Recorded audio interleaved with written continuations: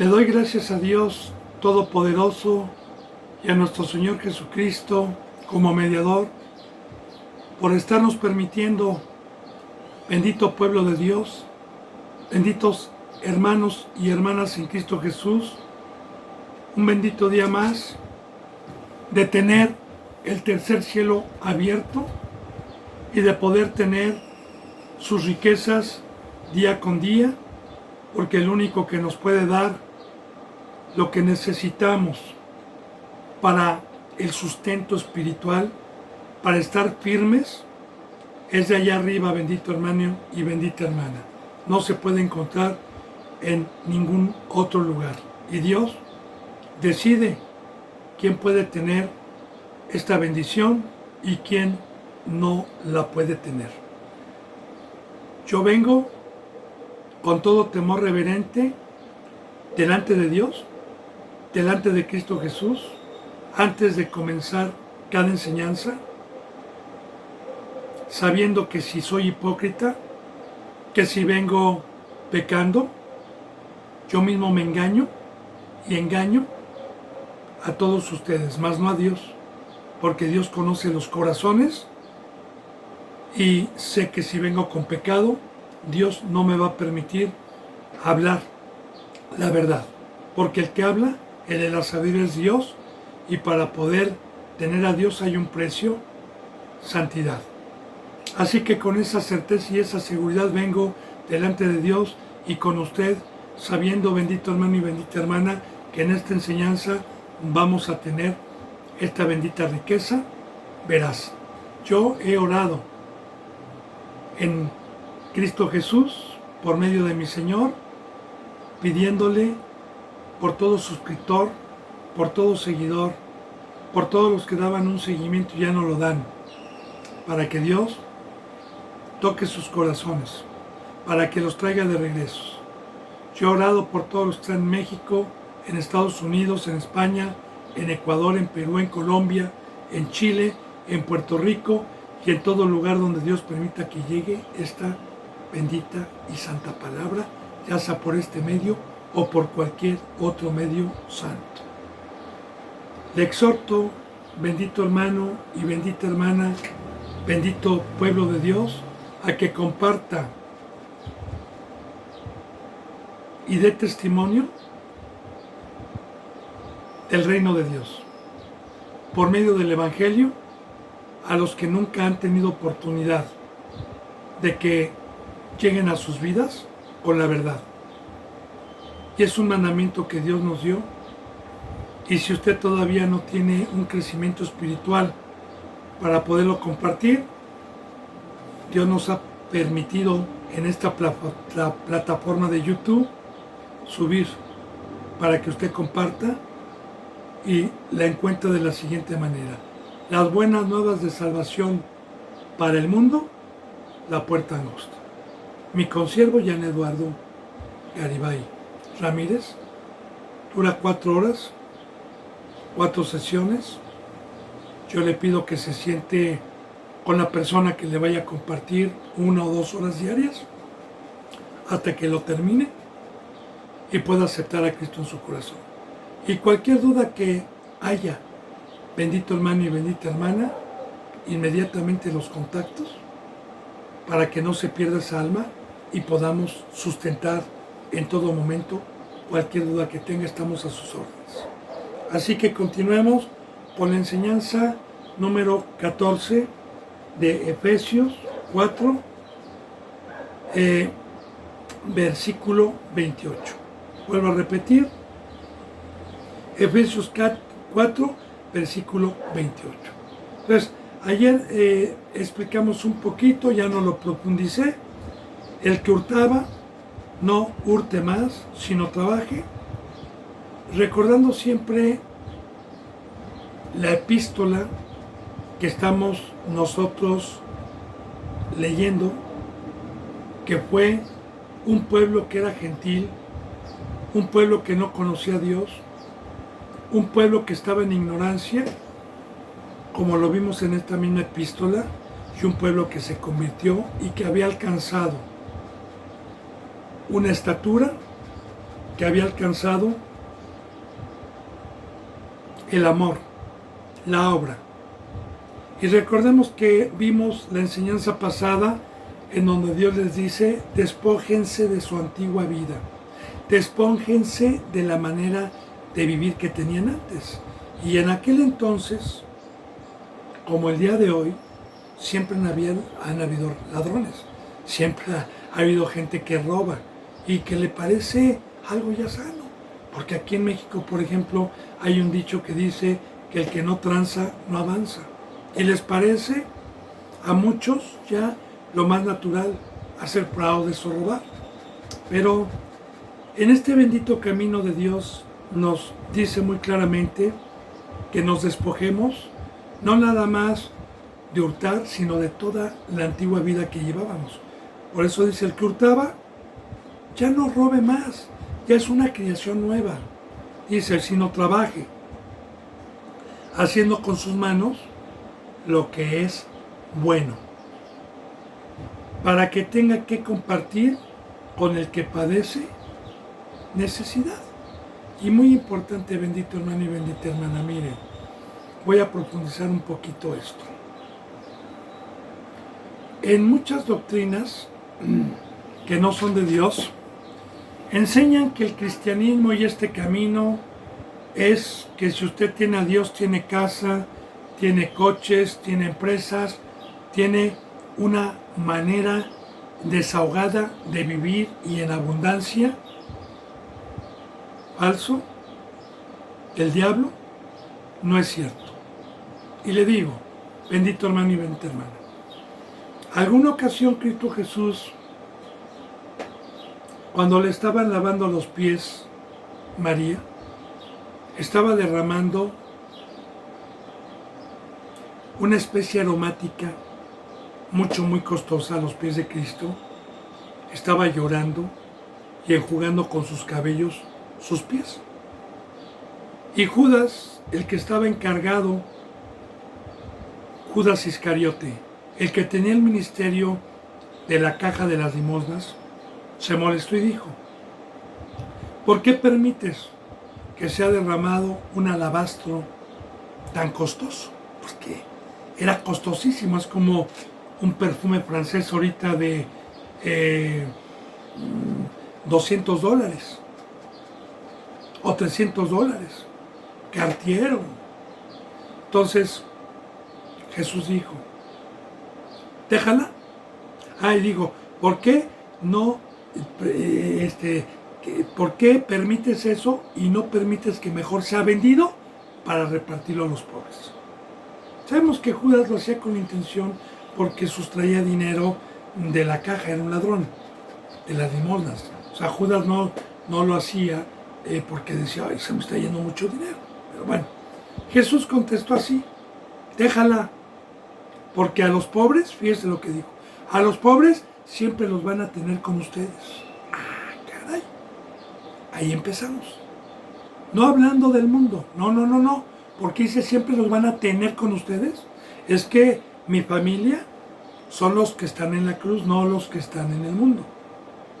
Siempre los van a tener con ustedes. ¿Por qué, Señor? ¿O para qué? Muy bien. Yo doy a algunos que es mío porque todo es mío. A algunos les doy más, les doy casa por añadidura o cuando vinieron ya la traen, les doy dinero para probar sus corazones y a ver si ponen en provecho común todas las cosas para que no haya necesidad. Porque efectivamente Dios nos manda pobres, pero no para que tengan necesidad de alimentarse y de vestir día con día, porque para eso está la iglesia, como en el libro de los Hechos de los Apóstoles. Dice la palabra que los que tenían propiedades, que los que tenían adquisiciones, vendían, o los que tenían dinero, ponían el dinero a los pies de los apóstoles. Claro que no eran apóstoles fraudulentos ni rateros como el día de hoy. Y estos apóstoles veían quiénes eran pobres, quiénes no tenían, y repartían de igual manera para que todos tuvieran lo mismo y una igualdad. No hablamos de comunismo, ¿no? Una igualdad y no había necesidad de nada. Por eso es que Dios nos va a probar siempre en una congregación, y cada que Dios me mandaba a mí, a este servidor, gente pobre, en vez de gente rica, yo le daba gracias a Dios. Porque tenía el privilegio de poder, mediante su presencia, porque toda la gloria es para Dios, compartir lo que Dios me añadía y me sigue añadiendo para los que no tienen, y que hubiese una igualdad. Entonces, es muy importante que el que hurtaba ya no hurte más, sino que trabaje para que tenga que compartir con los necesitados. Aquí lo dice, con los necesitados.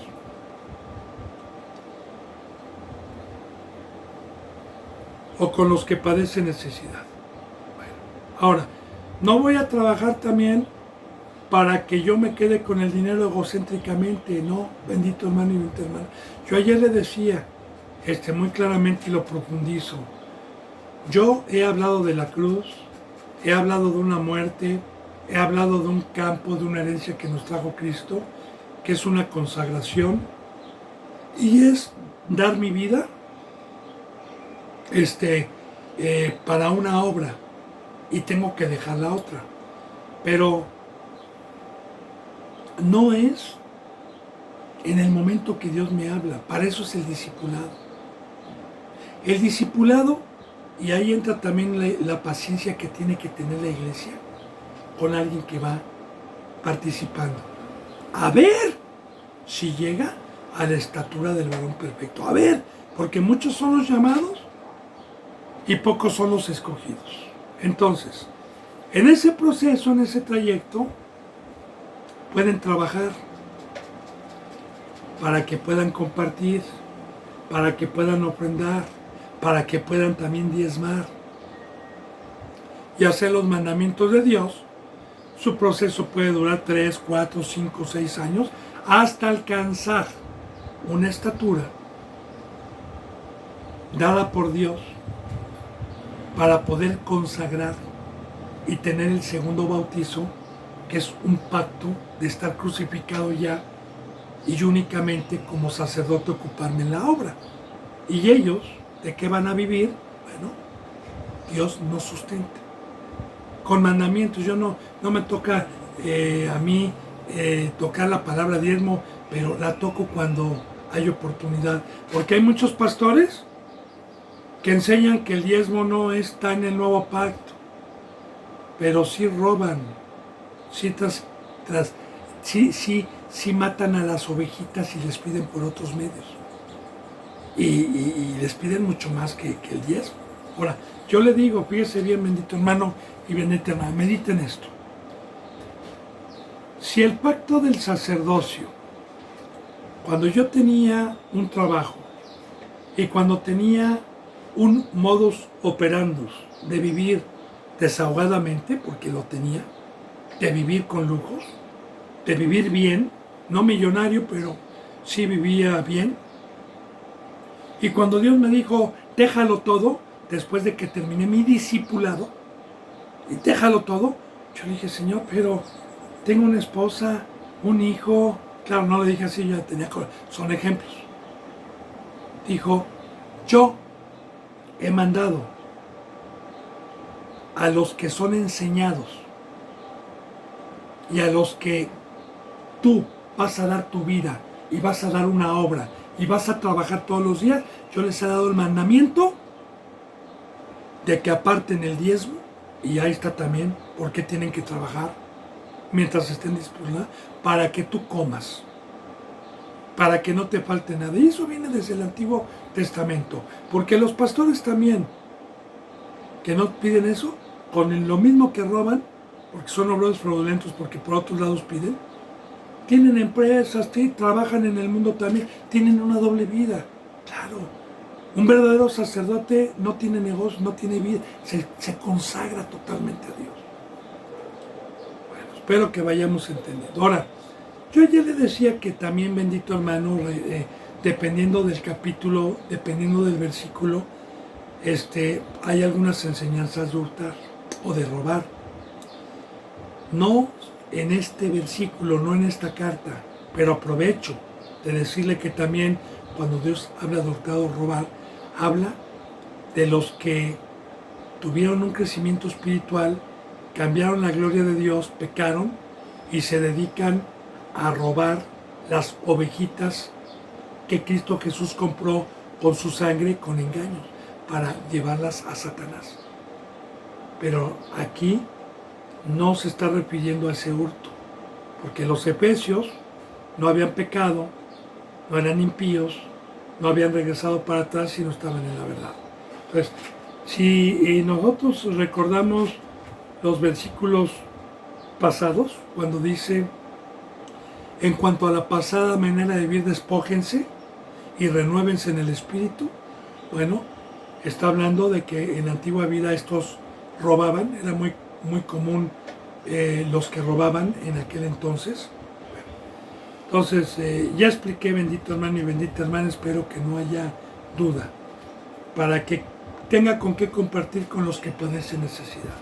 Dice en el 29, ninguna palabra corrompida salga de vuestra boca, sino la que sea buena para la necesaria edificación, a fin de dar gracias a los oyentes. Gracia a los oyentes.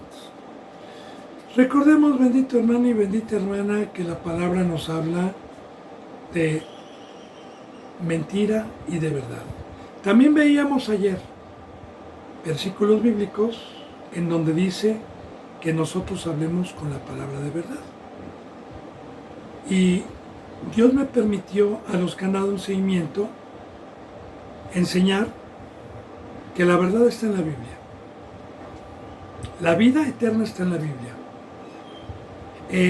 Todo lo que no está dentro de la Biblia se le llama mentira bíblicamente, y de igual manera todo lo que no está en la Biblia es una enseñanza corrompida.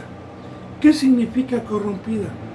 Bien, la gloria del hombre que parece como hierba, la gloria del hombre que es la carne, que parece una flor y como hierba, es toda la mesa de Satanás que algún día va a desaparecer. La palabra corruptible es todo lo que no es eterno. El dinero, la fama, el poder, toda la gloria de la carne que parece una flor y que se va a secar la raíz o el tallo y va a quedar su gloria. Como dice también en Colosenses capítulo 3, hablen y busquen las cosas que no se ven, las que están arriba, las incorruptibles. Ahora, esta bendita palabra en todo momento nos habla de lo eterno, nos habla de lo que no va a desaparecer, el amor, la palabra de Dios. Todas esas cosas son eternas. Cristo, la ciudad. Entonces, hablar de cosas corruptibles es incitar a los hermanos o a las hermanas a la idolatría, a todo lo que me separa de la consagración, ya sea un discípulo o ya sea un siervo, porque de las dos formas se necesita tiempo para darle a Dios e ir sacrificando ciertas cosas y enseñar la palabra, porque aquí estamos hablando de un pueblo que ya había alcanzado una estatura espiritual, un pueblo que ya estaba practicando el amor, un pueblo que ya estaba crucificado juntamente con Cristo. Entonces, les está diciendo, si alguno habla, hable conforme a las palabras que Dios da, porque las palabras que vienen en la Biblia es para irnos edificando, es para ir creciendo, es para ir entendiendo, es para ir acercándonos cada vez más a Dios y irnos alejando de lo corruptible del mundo. Entonces, yo dentro de la congregación, los que damos un consejo, los que enseñamos, no podemos enseñar nada mundano, nada carnal, nada terrenal, nada, y todo, bendito hermano, todo lo que va a desaparecer. Si usted me pregunta, hermano, ¿qué es lo corruptible? Y si usted tiene alguna duda sobre lo eterno y lo que va a desaparecer Dios, pues mire,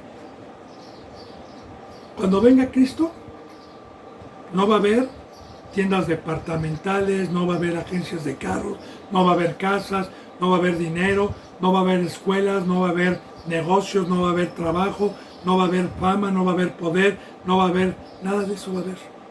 Va a ser destruido. Bíblicamente todo eso va a ser destruido. Ahora, lo que va a ser destruido no es de Dios, exceptuando los árboles, los mares, porque va a poner todo nuevo, hablando de la naturaleza, mas no de la iniquidad, ni de la impiedad, ni de la mesa de Satanás. Entonces, hay que discernir, bendito hermano, las cosas que no se ven, el amor, la cruz, Cristo, Dios, la ciudad celestial, son las cosas incorruptibles. Eso es lo que nos habla la Biblia. Entonces, los que ya estamos practicando el amor, como este pueblo, tenemos prohibido de no hablar ninguna palabra corrompida salga de vuestra boca, ninguna palabra, fíjese bien, sino la que sea buena, porque el único bueno es Dios, fíjese bien, para la necesaria edificación. Ya, aunque lo vuelva a repetir, hemos hablado de lo que es edificar. Por decir, Noé, cuando fue advertido de cosas que aún no se veían, él con temor edificó una arca donde él y su familia fueran salvos. ¿Y quién le dio la instrucción para construir ese arca? Para edificar esa arca, que era el primer transatlántico en el mar, que nunca ningún ser humano había hecho un transatlántico y que Noé no tenía conocimiento ni remoto. ¿Quién es el que le dio el consejo para edificar? La palabra de Dios. Y como fue obediente y se sujetó, edificó. Ahora nosotros ya no estamos edificando una arca, estamos edificando un templo, como ya lo vimos, que el edificio bien coordinado va creciendo o va siendo edificado hasta llegar a ser morada del Espíritu Santo, o sea, templo de Dios, templo de Dios. Entonces, esta bendita palabra edifica, la palabra corrompida destruye el templo de Dios. Esta bendita palabra nos va dando un crecimiento para llegar a ser templo de Dios, para llegar a ser morada de Dios. Por eso dice, para necesaria, y es necesario que todos seamos edificados con la piedra principal que es Cristo, recuerde, y también por la iglesia, las piedras también que Dios ha puesto para que otros sobreedifiquen. Pero como dice la palabra, pero cada uno vea cómo sobreedifica. Bien, la necesidad de edificación, o sea, fuera de la palabra no puede haber edificación. Dice, a fin, ¿cuál es la fin? De dar gracia a los oyentes. Y la gracia es el trabajar con esta palabra, ninguna palabra del mundo, ninguna palabra corrompida, para que vayan teniendo un crecimiento dado por Dios mediante el entendimiento, mediante la fe y mediante la práctica de los mandamientos, hasta llegar a tener la llenura del Espíritu Santo a los que vienen a escuchar y tienen oídos espirituales y vienen con hambre y sed de justicia.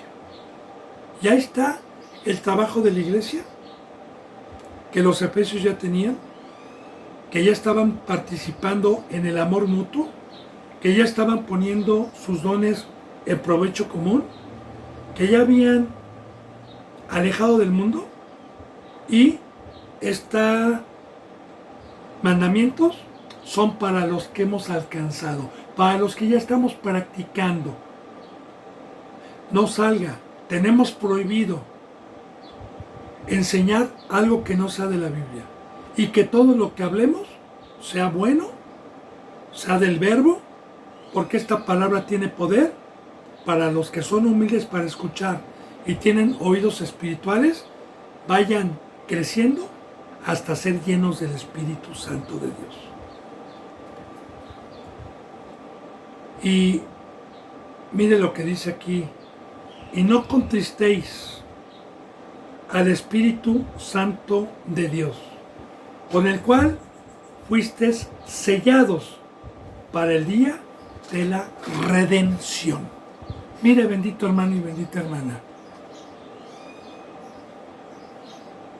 le digo, los que tuercen las Escrituras, en donde dicen que la salvación no se pierde, y este versículo lo transquiversan diciendo que nada más Dios se pone triste si usted peca. No, le voy a decir, poniendo ejemplos con la Biblia desde el Antiguo Testamento. Cuando Adán y Eva pecaron, no tuvieron oportunidad de seguir en el Edén, porque ya habían tenido una forma, ya eran obreros de Dios, no eran discípulos, ya estaban a cargo de una obra y no hubo vuelta de hoja. ¿Se habrá entristecido Dios? Y ahorita vamos a tocar algunos versículos bíblicos. Se enojó, pero ¿se habrá entristecido? Bueno. Cuando el pecado comenzó en el tercer cielo con Lucifer, ese querubín hermoso y precioso que Dios hizo, y engañó a la tercera parte de los ángeles y con su cola se los trajo. Fíjese el dolor que exclama la Biblia en Isaías y en Ezequiel 24. El dolor que exclama: ¡oh!, dice Dios, querubín, ¿cómo fuiste a caer? Ahí está el dolor. ¿Usted sí ya leyó Isaías y Ezequiel de la caída del adversario? Ahí está el dolor. ¡Oh, querubín, precioso! ¿Cómo fuiste a caer? De igual manera, la tristeza.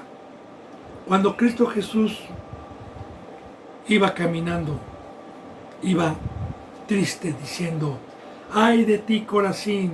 ¡ay de ti, Betsabai! ¿Cuántas veces te quise reunir como la gallinita debajo de sus alas y tú no quisiste? Ahora bien, ¿por qué puedo comprender y afirmar y hablar de esta tristeza? Cuando en el Nuevo Testamento dice Raquel llora por sus hijos, y llorar es una tristeza, Raquel representa hoy la iglesia. Y de igual manera, Jesús dijo: el que no padece juntamente conmigo no va a entrar al reino de los cielos. De cierto te digo que van a padecer y van a llorar. Y sí, porque la tristeza más grande que yo he tenido es cuando un ser querido vivo, que fue necio, fue engañado y pecó, es una tristeza muy profunda ver cómo muere y ver cómo lo aleja Dios. Es una tristeza. Ahora, ese fruto viene de Dios. Y contristéis, es que Dios nos ama tanto que nos dio a su Hijo unigénito para que nos salvemos. Y una tristeza es cuando desamparamos el camino, que también viene acompañado de una ira de Dios. Ahora, ¿cómo puedo yo provocar? ¿Cómo puedo yo entristecer? Con lo que fui sellado, que es la presencia de Dios, que es un sello. Y ese sello es el que, cuando venga Cristo, nos reconoce a los que somos pueblo de Dios. Es nuestra circuncisión, es nuestra señal el día de hoy. Porque Dios es Dios de espíritus, no de carne. Y cuando venga Dios y Cristo Jesús, viene por puro ser espiritual. Yo sé que el pecado paga un salario y es la muerte. ¿Qué significa muerte? Separación, alejamiento. Así que si tengo a Dios, yo sé que es santo, santo, santo, y Dios no puede habitar con el pecado, no puede habitar en templos profanos. Por eso el nuevo pacto de gracia y de fe, por eso el nuevo pacto de perfección, por eso el nuevo pacto de no pecar, por eso el nuevo pacto de la cruz, de una separación total, de no mancharnos, porque tenemos el poder de Dios. Por eso, la enseñanza de las vírgenes insensatas que se quedaron sin aceite, que representa la presencia de Dios. Ahora, ¿por qué nos dice no contristéis? No regreses atrás. Despójate de la vieja manera. Habla lo bueno, nada corrompido. Una perfección. Todo esto que estamos viendo desde ayer, que está exhortando Pablo, más bien Dios, por medio de Pablo, por medio de esta carta, a los Efesios y hoy a los que quedamos, es que si nosotros dejamos de hacer cualquier mandamiento, entonces se me sale el Espíritu Santo y cuando venga el día de la redención, que es el rescate, se me haya parado el corazón o esté con vida, no importa, porque los que están en los sepulcros, que fueron llamados al cristianismo y algunos pecaron, están sin el Espíritu Santo. Y los que no pecaron y se guardaron como Pablo, Pedro y muchos otros, durmieron con el Espíritu Santo. Y esos son los que van a ser levantados de los sepulcros para la vida eterna. Los otros también van a ser levantados, pero para lanzarlos al lago de fuego. Entonces, no contristéis. Aparte, el Espíritu Santo me ayuda a mantenerme firme en este camino para no regresar atrás. Entonces, no entristezcan, no contristéis el Espíritu Santo de Dios. Ahora, ¿de quién es el Espíritu Santo? Es Dios, es de Dios. Con el cual fueron sellados para el día de la redención. Ya le hablé de ese sello, ¿verdad? Como alguna ocasión le ponía yo el ejemplo también en el Antiguo Testamento. Podemos poner el ejemplo de que los ganaderos que tenían mucho ganado y en un mismo monte, en un mismo valle, estaban los ganados revueltos, pues bueno, generalmente tenían un sello que ponían en el muslo como una señal y cada quien ponía su logotipo, ¿verdad? Yo podría poner, por ejemplo, una paloma y sellar a mi ganado, otro a lo mejor le ponía una G de su inicial, otro una M, etc. Pero así identificamos a nuestros ganados, ¿verdad? Aunque estén revueltos. De igual manera nosotros estamos revueltos, pero cuando venga Cristo Jesús, Él conoce quiénes tienen el sello, quiénes van para allá arriba. Y habla del día de la redención, apocalípticamente del regreso de Cristo. La palabra redención significa rescate. Bien, por eso dice en el 31 y nos sigue dando consejos.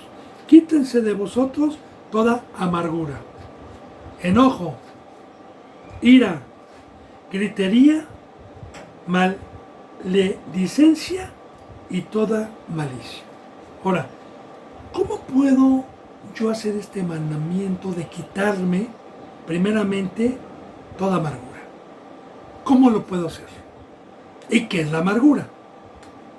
Sabemos que cuando habla de amargura, habla de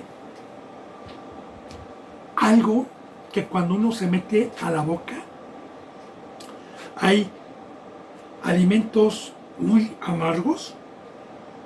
Yo, por ejemplo, he probado algunas semillas o palo de víbora que son curativos, ¿no? Algunas hierbas y son amargas y uno hace una que escupe, que no aguanta el sabor. Ahora, toda la obra que trajo Satanás me trajo una amargura, me trajo un peso. Simbólicamente está la enseñanza en el primer tratado, en el primer pacto, en donde cuando Dios sacó por medio de Moisés, simbólicamente, porque todo tiene una sombra de lo que iba a venir, lo sacó de las duras tareas y lo sacó del agobio y de la esclavitud de Faraón, que hoy Egipto y Faraón representa la obra que no es de Dios. Bueno, el mandamiento que Dios le dio a los que fueron libertados fue que hicieran una fiesta llamada la Pascua, y que cuando le hicieran, uno de los muchos cultos que tenían era comer un pan con hierbas amargas. Hablando de amargura. ¿Para qué les dejó Dios comer hierbas amargas en un pan? Porque el pan no sabía rico, sabía amargo. Para que cuando comieran el pan, y dice Dios, para que cuando lo prueben y vean lo amargo, nunca se les olvide la amargura que tuvieron cuando eran esclavos en Egipto. Para eso era, para recordar y que no se les olvidara. Así de igual manera, ¿qué está diciendo?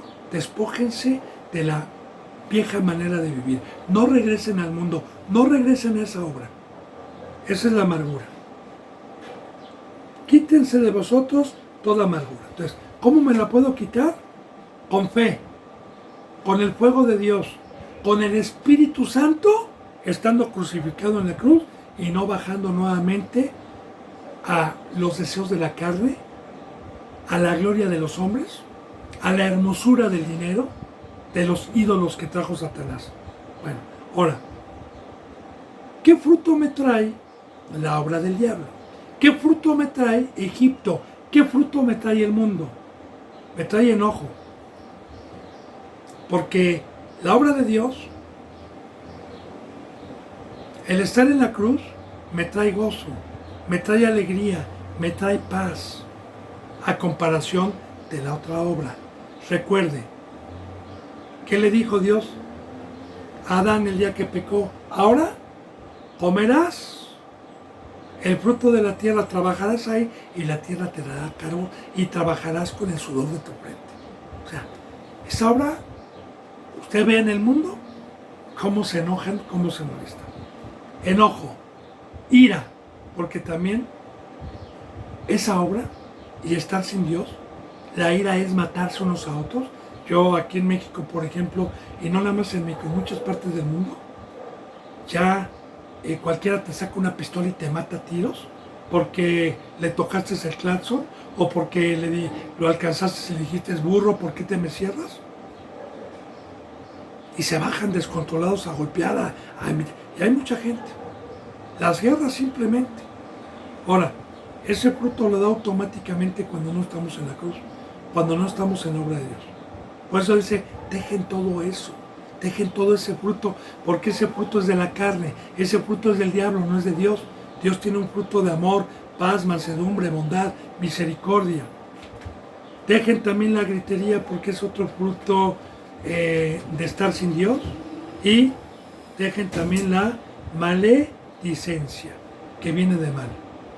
Y toda la mesa del diablo es mala. Dejen la mesa, dejen toda maledicencia, dejen de ser malos, dejen de ser piedras de tropiezo, dejen de ser egocéntricos, que para eso fueron comprados, para dar un fruto de amor, para dedicarnos a dar misericordia, para dar por gracia lo que recibimos por gracia, y dejen toda malicia. ¿Cómo puedo dejarlo? Ya le dije, no pecando, porque hay dos frutos. Yo tengo a Dios, tengo el fruto del amor y de la bondad. Tengo al diablo, tengo todo este fruto. ¿Y cómo puedo tener al diablo adentro o a un demonio adentro?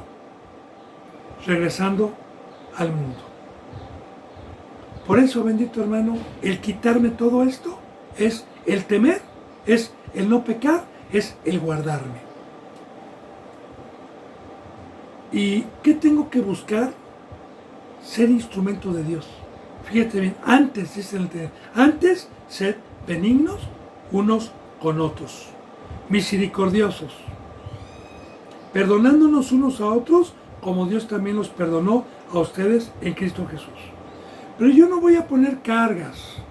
Yo no voy a ir a decirle a un hermano, haz esto, despójate. No, hay que explicarles cómo podemos tener este fruto, tanto para lo malo, para lo bueno. Y el fruto de tener lo malo es transgredir el pacto. Yo voy a cuidar a un hermano y decirle, hermano, recuerde, si usted peca, contrite el Espíritu Santo y en automático, sin Dios, le viene el fruto del diablo. Quítese, hermano, arrepiéntase. Quítese los antojos de la carne. Quítese ya, ciñase los lomos, hermano. Para que pueda estar Dios y pueda usted tener el fruto de Dios. Porque también yo no me voy a jactar de tener este fruto, de ser bueno, de amar, de tener misericordia, porque el fruto es de Dios, no es mío. Recuerde, somos instrumentos. Entonces, para poder tener este fruto, para poder hacer estos mandamientos, le voy a decir a un hermano, hermanito, por favor, cumpla con el pacto de la muerte. Por favor, practique los mandamientos. Por favor, no transgrida ningún mandamiento porque se llama pecado. Y usted va a tener automáticamente, aunque no quiera, un fruto negativo. Porque nosotros somos instrumentos. Espero ser explícito, bendito hermano y bendita hermana. Y si no, ahí están los contactos, puedo yo ampliar más este tema para poderlo profundizar. Pero espero ser explícito. Ahora, antes de ser benignos, la palabra benigno viene de bueno. Y recuerde, bendito hermano y bendita hermana, ¿qué dice Dios?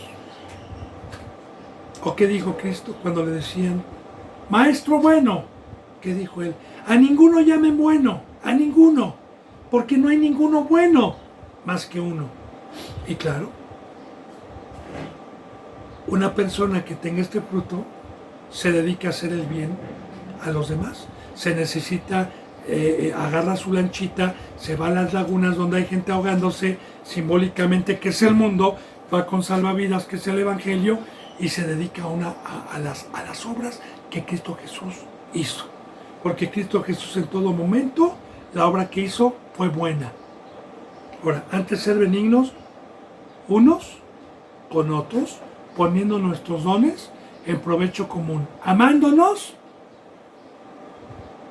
soportándonos, como ya lo vimos también, unos a otros, perdonándonos. 2. Misericordiosos.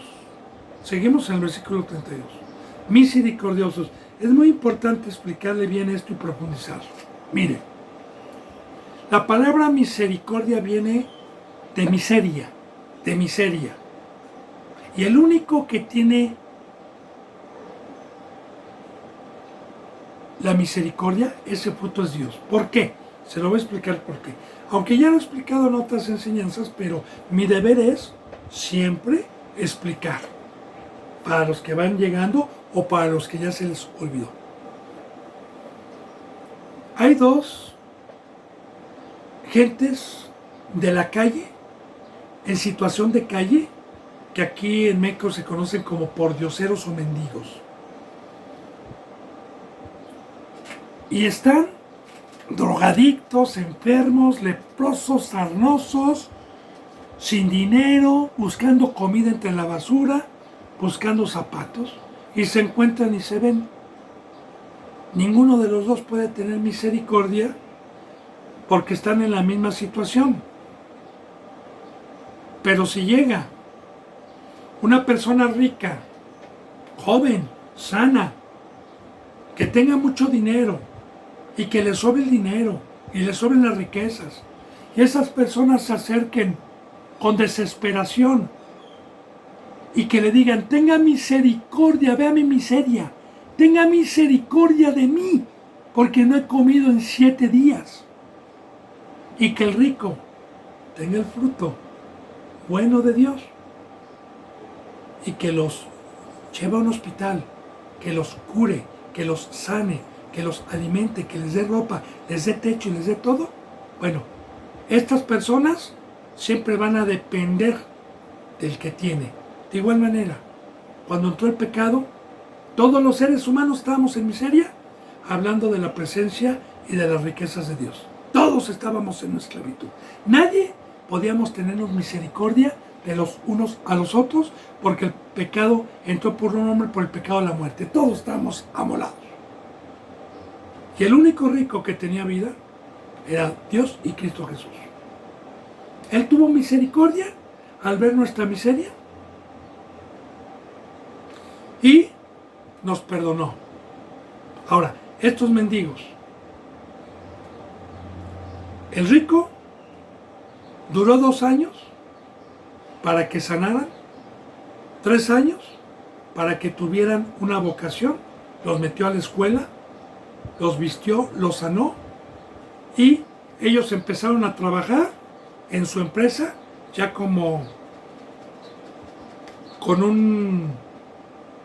una profesión que el mismo rico les ayudó y les empezó a pagar y les dijo, ahora vayan y tengan ustedes misericordia porque ya son ricos y con los mismos que cuando yo llegué a sus vidas, porque hay muchos.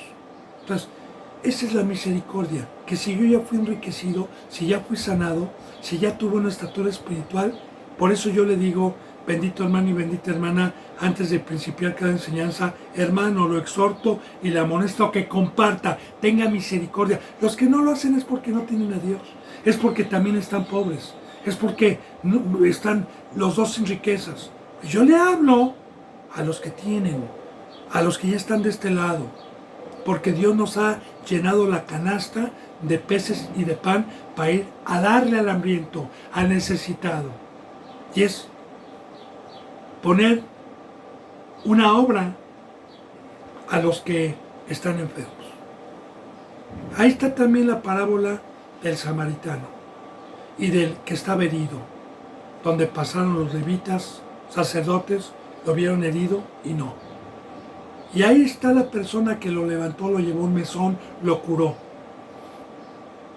Ahí está la misericordia también. Bueno.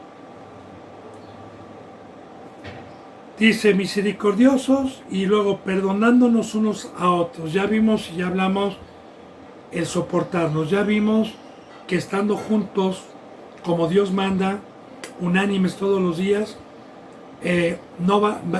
dice, acuérdense, áirense. Lo vimos, áirense, pero que no pase el día, que no se ponga el sol. Eso lo vimos para que no den lugar al diablo. Lo vimos ayer, si usted recuerda. Entonces, yo le hablé de eso, del perdón. Y el perdón, bendito hermano y bendita hermana, es un borrón. No decirle al hermano, acuérdate que yo te perdoné una deuda, acuérdate que yo te perdoné. No. Un perdón es borrar si me hicieron algún agravio y jamás volver a sacar a la luz y quitármelo del corazón, porque si yo no me lo quito del corazón, el agravio, y lo tengo aquí, es un daño para mí. El perdón es olvidarme de lo que me hizo y borrón y cuenta nueva, porque si no le doy lugar a Satanás y el problema es para mí. ¿Hasta cuántas veces debo de perdonar a mi hermano, Señor? ¿Hasta 7? No te digo hasta 7, hijo. Te digo 7 por 70. Todas las veces que sea necesario. Perdonándonos. Porque aquí tenemos el poder, la gloria de Dios, para poder dar ese fruto. Para el que me pegue en la mejilla, pueda poner la otra. Para el que me dé un latigazo, no le guarde rencor, sino le diga, perdónalos, Padre, porque no saben lo que hacen. Entonces, perdonándonos los unos a los otros, como Dios también los perdonó a ustedes en Cristo Jesús. Y el tema del perdón, bendito hermano, es muy profundo, es un mandamiento muy especial, porque las personas que no tienen la obediencia y tienen el orgullo, es un pecado de muerte, es un pecado muy grave. Le voy a poner un ejemplo sobre el perdón bíblico. Había un rey muy rico y uno de sus siervos estaba endeudado con 10,000 talentos de oro. Esto es bíblico, ¿eh? Y quiero irle metiendo esta enseñanza para profundizar. Un talento en el Antiguo Testamento tenía un peso de 33 a 34 kilos. Un talento. Cuando le decía que le debía 1,000 talentos de oro, haga la cuenta. 35 por 10 son 350, por 100 son 3,500, por 1,000 son 35,000 kilos de oro. El kilo de oro más o menos está en 1,000,000 de pesos. Para que vea, y usted va a hacer una cuenta, 35,000 por 1,000, pues es un dineral. Ahora, lo mandó traer y le dijo que lo iba a entregar a los verdugos, a él y a su familia, y él lloró. Él pidió perdón. Él le dijo, ten misericordia de mí, por favor. Y el rey, que representa a Dios, claro, conmovido a misericordia, le perdonó la deuda. Y esa parábola la pone cuando nosotros llegamos a Cristo como pecadores, de toda la deuda que nos perdonó y que no nos las cobró. Pero este siervo, cuando salió, se encontró con un consiervo que le debía 100 denarios, que el denario era el sueldo mínimo de aquel entonces, que no se comparaba ni con un talento de oro, siquiera. 100 denarios no alcanzaba para comprar ni un talento de oro, ni la mitad, vaya. Y él le dijo, págame. Y él le dijo, ahorita no tengo, pero te voy a pagar. Y lo empezó a agarrar, lo empezó a ahorcar y no le perdonó. Entonces, unos que estaban ahí viendo y lo que habían visto y la deuda que le había perdonado el rey, fueron con el rey corriendo y le dijeron, oye, ese siervo malo, que tú le perdonaste una deuda, que ya le dije cuál es el pecado que teníamos. Yo a los 42 años fui llamado y tenía una cola de pecado enorme, horrible. Y Dios me perdonó una deuda muy grande. Miles y miles de pecados que yo hacía a diario. Miles. Es por eso que cuando un hermano me hace algo que no es comparable con todo el pecado que yo hice, entonces dijo, a ver, mándenme traer. Y le dijo, a ver, siervo infiel, siervo malo, si yo te perdoné esa deuda, ¿por qué tú no perdonaste? Échenlo al fuego y entréguenlo a los verdugos. Así es la gravedad de no perdonar a un hermano o a una hermana en Cristo Jesús. Bien, espero ser explícito, bendito hermano y bendita hermana. Y dice, fíjate bien cómo termina diciendo, como Dios también los perdonó a ustedes en Cristo Jesús. Que no se nos olvide que todo lo que me perdonó y lo que me ha seguido perdonando, porque yo quiero decirle que desde que soy siervo, desde que Dios me mandó llamar, desde que empecé mi discipulado, pues he tropezado varias veces en mi discipulado, en mi crecimiento, y aún como siervo de Dios también he tropezado. Pocas veces, no practico el pecado. Y cuando yo le he implorado a Dios que me perdone, Él me ha perdonado. Pero si yo, bendito hermano y bendita hermana, no perdono a un hermano o a alguna hermana que me cometió algún agravio, ya le dije cuál es el perdón. Recuerde, yo le hablé ayer, espero que no se le haya olvidado. Si algún hermano o alguna hermana me comete algún agravio, yo dentro de mi corazón lo perdono. Como hace poco, un ex hermano que recibió a Cristo, que entró por la puerta del redil y se alejó y me habló pidiéndome hace poco dinero prestado. Yo se lo presté por tener un fruto bueno, para ver si algún día se arrepiente y regresa a los pies de Cristo. Quedó de pagármelos al siguiente mes. No me los pagó, ya no me contestó. Yo le dije a Dios, Señor, lo perdono. Lo perdono. Y qué bonito es que por el medio del fuego no esté yo día con día maldiciendo, ni tenga un fruto que me esté carcomiendo yo mismo por no haber perdonado y estarme acordando porque antes yo tenía ese fruto. Y era horrible tener esa carga. Qué bonito es que con el fuego de Dios pueda uno quitarse eso. Entonces, ese es un tipo de perdón. Que no venga y me pida perdón y yo lo perdone. Y el otro es si el hermano viene y me pide perdón, de igual manera lo perdono. Sea de una o sea de otra manera.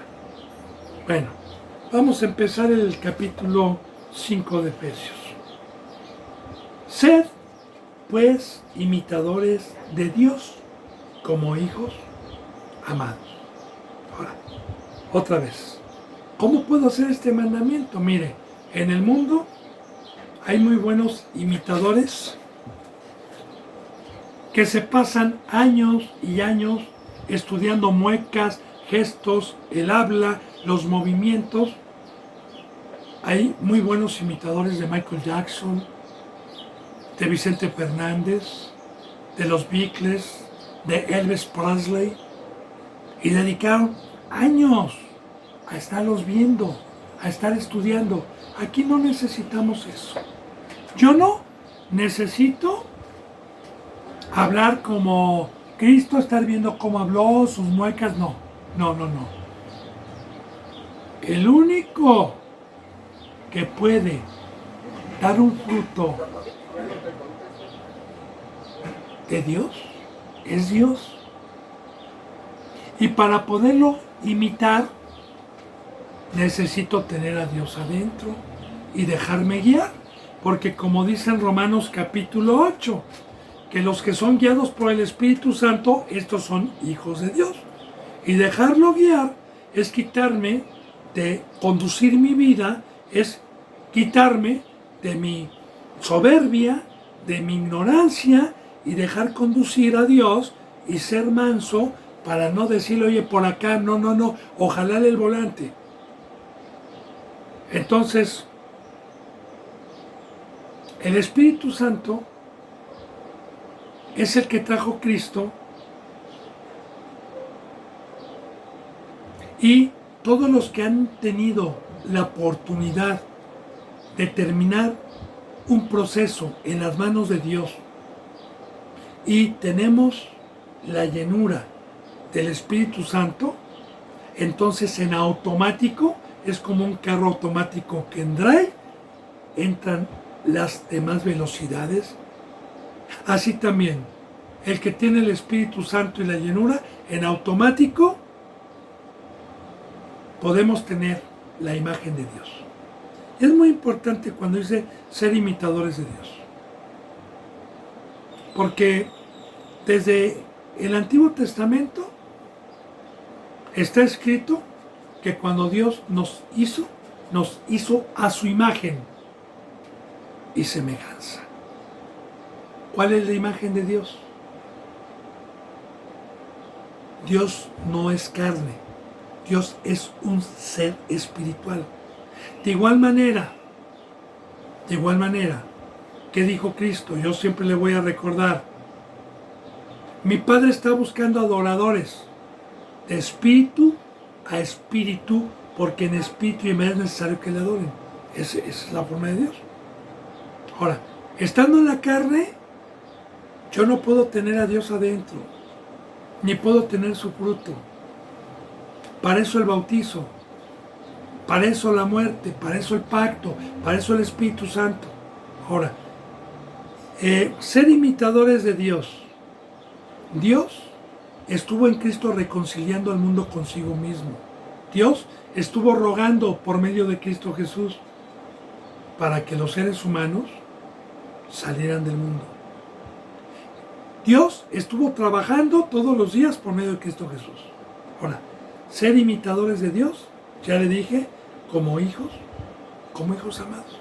Porque dice la palabra que los hijos son los que son guiados por el Espíritu Santo.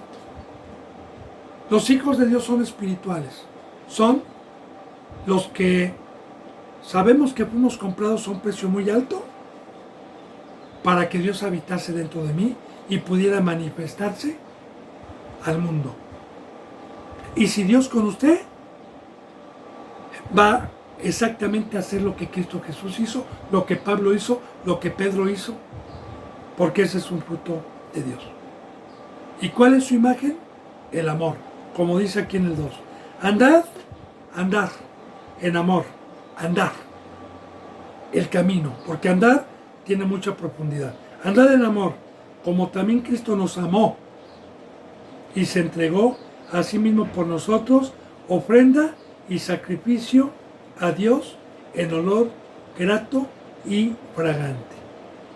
Este versículo 2 tiene muchísima enseñanza, muchísima profundidad, y mañana, bendito hermano y bendita hermana, lo voy a tener que explicar porque está muy profundo. Concordando mañana también con el versículo 1 porque tiene una concordancia. Por lo pronto, bendito pueblo de Dios, bendito hermano y bendita hermana en Cristo Jesús, yo me despido con un abrazo y con el beso del óculo santo. Hasta mañana, si Dios me lo permite. Gracias.